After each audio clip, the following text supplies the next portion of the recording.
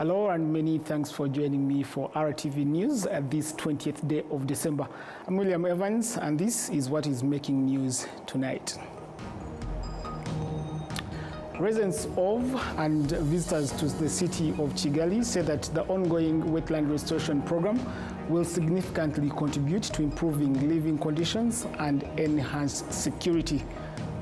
While the Rwanda Basic Education Board is encouraging students still in school to start thinking about becoming entrepreneurs at an early age.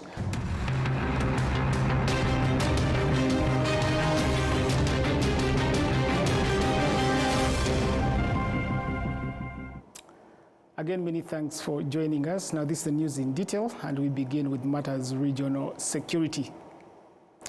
Major General Vincent Gatama, the commander of the Rwanda Security Forces Joint Task Force, on Saturday received Brigadier General Thomas Francisco João Pona, the Deputy Army Commander of the Mozambique Armed Forces, in Mocheboa, the Priya.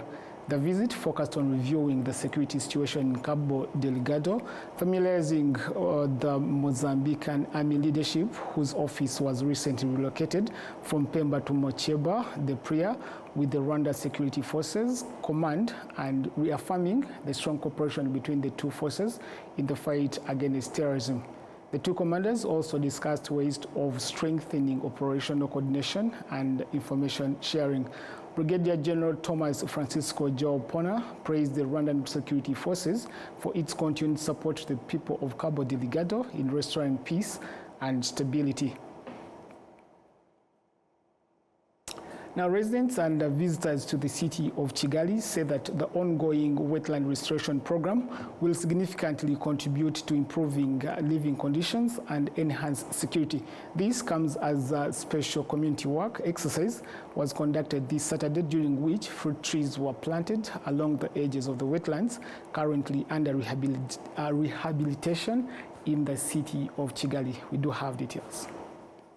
The wetland near Nyabugogo in the city of Kigali is among those being restored as part of efforts to protect the environment and reduce air pollution. Residents familiar with the area before rehabilitation works say that beyond environmental conservation, the project is also helping strengthen security. The first thing you notice after the restoration process is the improved look of the area. For people that knew this place before, I am sure they recognize the change. Our children and the future residents of this place will enjoy this area better, especially its beauty and the security.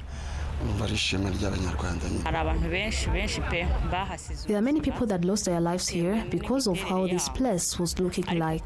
But we are grateful that the government is now restoring this place and we shall not have any more death happening here. The Minister of Environment, Dr. Bernadette Arakwiye, says that in addition to protecting land, wetland restoration is also an effective way to promote tourism. It's planned that these wetlands will be done being restored by next year April. By then, we shall keep with maintenance because the restored wetlands and the trees planted will keep growing as well. Minister Arakwiye further calls on citizens to continue playing an active role in environmental protection, noting that a clean and well-preserved environment is the foundation of healthy living. We are also reminding people that for these projects to bring the desired results, it will take our collective efforts and responsibility. People should not turn them into dumping sites, but instead should protect and enjoy spending time around them. The Ministry of Environment has announced that the wetland restoration project in the city of Kigali, aimed at transforming wetlands and scenic spaces, will be completed next year and will cover an area of more than 500 hectares. Okay, now the Rwanda Basic Education Board is encouraging students still in school to start thinking about becoming entrepreneurs at an early age so that by the time they complete their studies, they'll be job creators rather than job seekers, and the country is ready to provide them with the necessary support. Enora Gladys. Youth who completed secondary school across the country have spent nearly a year developing and competing with projects designed to address various challenges facing Rwandan society, with those whose projects stood out explaining the origins of their ideas. Some people depended on others for help, while others had people pushing or assisting them in a way that interfered with their work, leaving them unable to act independently. This made me ask myself what I could do to help these people gain independence while also allowing others to carry out their own activities without wasting time. I therefore designed shoes that assist people with visual impairments as well as elderly people, especially those without arms. These shoes help the wearer detect obstacles by alerting them when they need to move aside. My message to them is that they should not lose hope. Having a disability does not mean being incapable. As I always say, disability is not inability. They should come out of isolation, and we are here to support them. The problem I see as most concerning in society, especially at bus terminals, is that passengers are often overcharged. For example, a passenger may be asked to pay extra fees for luggage when they are not supposed to, or they may pay more for a ticket than the actual required amount. There is also disorder at bus stations and many other issues within the transport sector in Rwanda. In brief, my project aims to enable people to book tickets using their own mobile phones. The uniqueness of this platform is that everyone will be able to access and use it from anywhere, regardless of their location. These young aspiring entrepreneurs with big dreams demonstrate that job creation is possible, and they encourage their peers to pursue education with the aim of acquiring knowledge and putting what they learn to productive use. In my view, we should not study only for the purpose of getting a job. For example, when you look at the University of Rwanda, not everyone who studies there can be absorbed into the available jobs in the country. What matters most is studying in order to gain knowledge, then using that knowledge to create your own opportunities. Getting a job is good, but the advice I give is to be innovative and look for things you can do on your own. Dr. Nelson Marushimana, the Director General of the Rwanda Basic Education Board, notes that these competitions are being held for the first time in Rwanda and align with the country's education vision, noting that the goal is to train future entrepreneurs and that sufficient capacity and resources have already been put in place. Aha rero dutangiranye n'uyu mwaka kuko nyuma yo kuvugurura iyi nteganyanyigisho. We are starting with this year because after revising the curriculum, these are the first students to complete their studies under the new system, where it is now required that a student graduates with a business plan. This is an activity that will be conducted annually, during which students who have business plans will be connected with potential investors so that their ideas can be transformed into self-employment opportunities. At the same time, we encourage students to pursue entrepreneurship and provide them with guidance aligned with their fields of study. Those studying sciences and mathematics are encouraged to develop ideas related to their disciplines, while students studying languages are also supported to start their own businesses. The goal is for every student to complete secondary school with a business plan, enabling them to either start a business immediately or continue developing their project at university in line with the national strategy for promoting entrepreneurship and self-employment. These youth project competitions are conducted through the Junior Achievers program, which operates in 100 countries worldwide and 23 countries across Africa, including Rwanda. The top performers were awarded financial support to help them further develop their projects, with the first place winner receiving 1,500,000 Rwandan francs. Enora Gladys, RwandaTV News. Thank you, Nora Gladys. Now, the Ministry of Local Government has called on faith-based organizations to play a role in national development by encouraging citizens to maintain hygiene, promote good nutrition, and strengthen unity and resilience among Rwandans. Minister Dominique Habimana made the remarks on Saturday during the celebration of the 850th anniversary of the Pentecostal Church in Rwanda. The minister pointed out that in Rwanda's vision, religious denominations are expected to play play a role in the social welfare of the population. Infrastructure, including hotels, schools, literacy centers, hospitals, and health centers across the country are among the achievements the ADEPL Church is proud of after 85 years of existence here in Rwanda, and it says it aims to further expand such initiatives. To more news, the Democratic Green Party of Rwanda says advocacy efforts should be intensified to reduce the use of privately owned vehicles with the aim of increasing the number of people using public transport as part of the fight against air pollution caused by vehicles. This was highlighted during the party's General Assembly held this Saturday. We do have details. During a meeting that brought together members of the Democratic Green Party of Rwanda, participants first reviewed achievements made in 2025 before electing their representatives at the city of Kigali level. The elected said they would step up efforts to protect the environment, noting that environmental protection is the foundation of a healthy living. The first strategy is encouraging our neighbors and those we work with in regard to emission reduction, especially by using public transportation. We know that in Rwanda, we usually have Communal Service Day, so this is an opportunity I have gotten to encourage youth to also have their contribution towards environmental protection. The Secretary General of the Green Party, Jean-Claude Ntezimana, said the party would continue public awareness campaigns encouraging the use of public transport as a way to reduce harmful emissions. Tugiye mu mujyi wa Kigali ho ikihutirwa kigaragara n'umuvundo w'ibinyabiziga. In the city of Kigali, the priority is the traffic jam. When you observe, especially in rush hours, the number of cars emitting gases into the atmosphere, you can imagine what our air quality will look like. That's the reason why we want to push for public transportation. For example, a bus has the capacity to carry more than 50 passengers.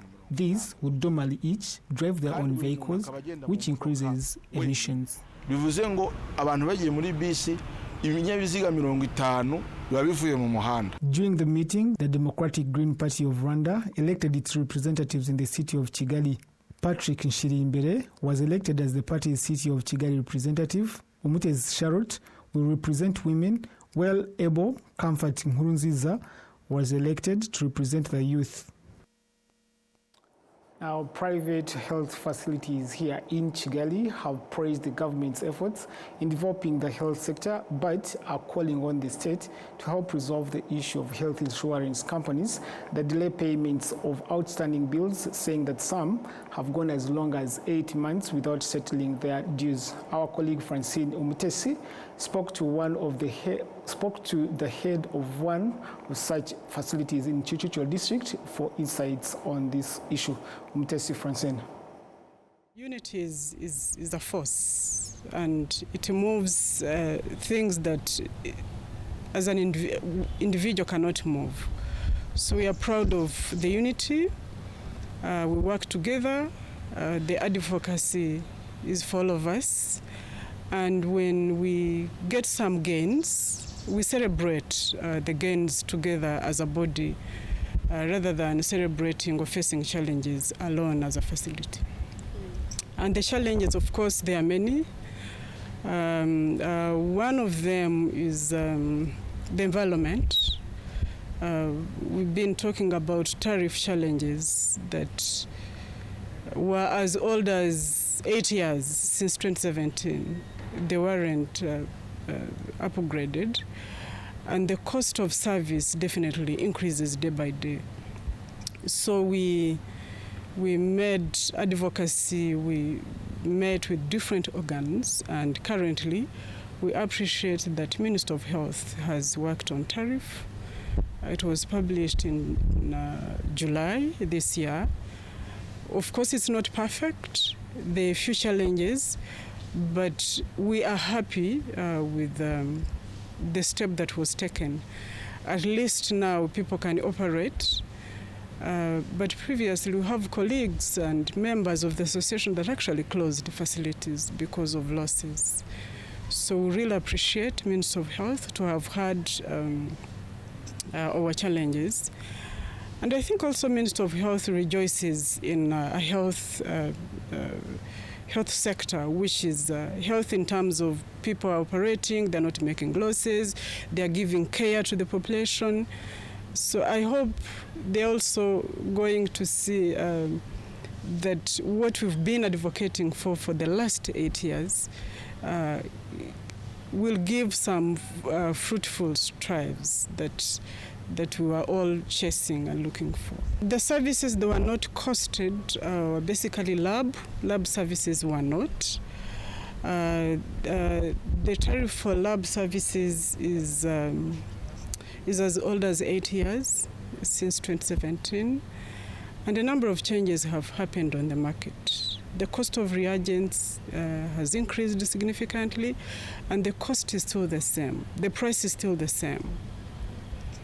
There's a lot of technology advancement that is happening on the market. New machines, very expensive machines.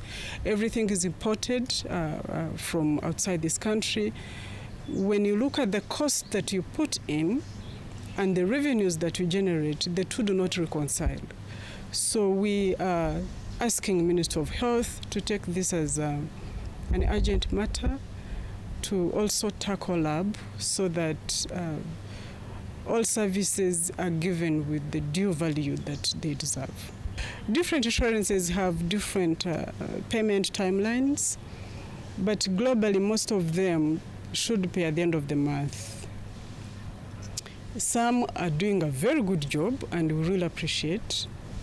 Without a mention of names, they also know themselves, but we appreciate those that honor their commitments in the contracts that we have. But there are others that lag behind, which really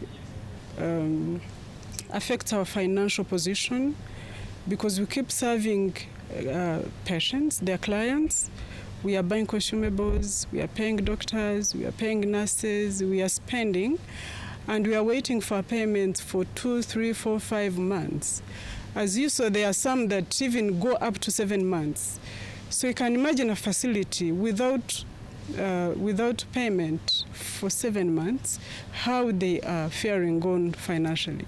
So the cash flow is a very big problem, and we call upon all our partners that they should consider. First of all, it's a contractual obligation to make sure that you honor your contract. We do honor contracts because we receive their members, we treat them professionally, ethically. So we also ask them to do the same on the side of payment. Otherwise, you cannot function without finances. We end up going to banks to take overdrafts to be able to run our operations. And in the end, the interest that we pay on the overdraft that we take from banks, no one covers it. So they'll pay exactly what you billed them 7 months ago, and in the meantime, you're taking loans to make sure that you operate.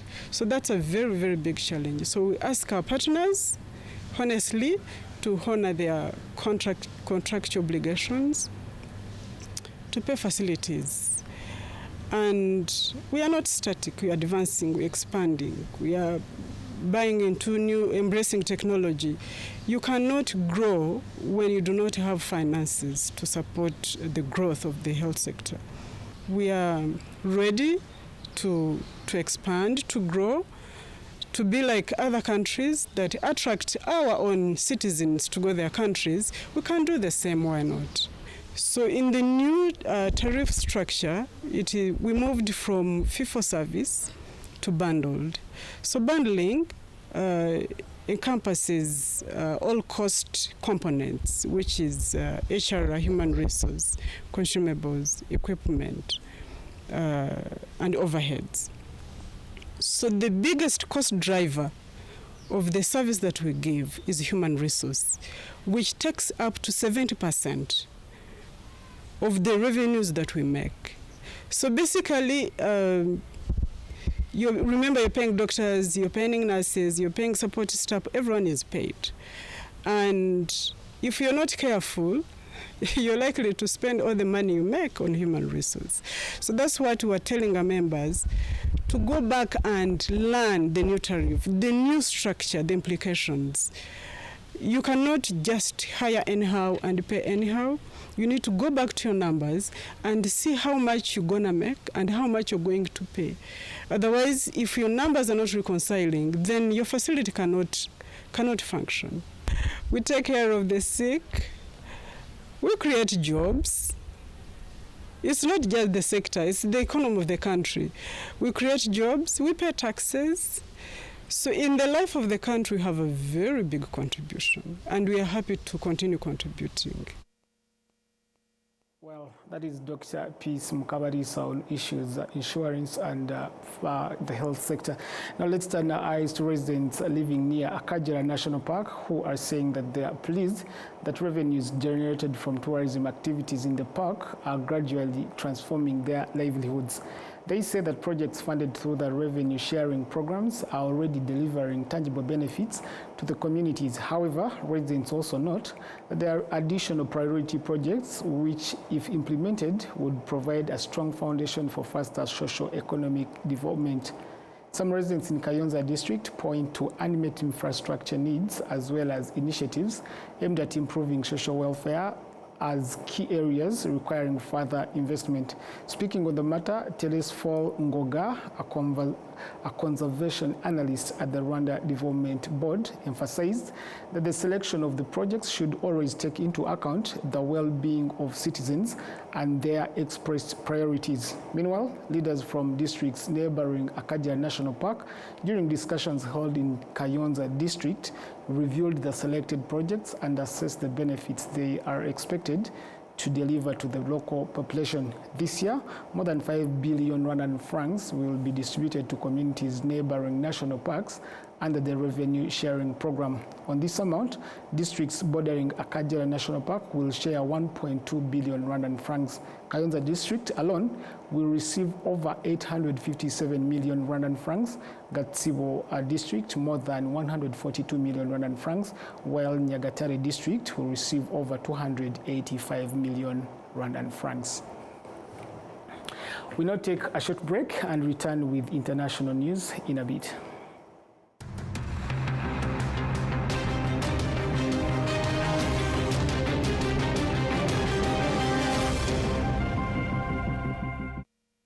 With that report, we come to the end of tonight's bulletin. I'm William Evans, and from me and the entire team, we wish you a very good night and good luck. Goodbye.